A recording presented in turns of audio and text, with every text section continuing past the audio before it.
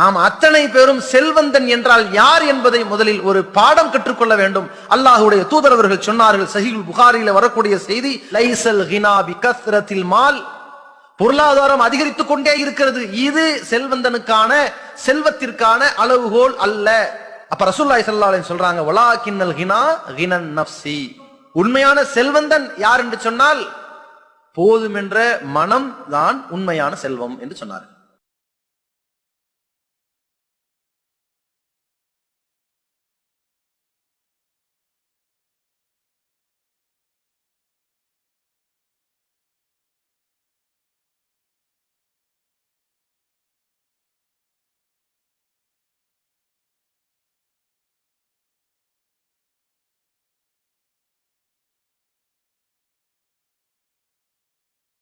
நாம் அத்தனை பேரும் செல்வந்தன் என்றால் யார் என்பதை முதலில் ஒரு பாடம்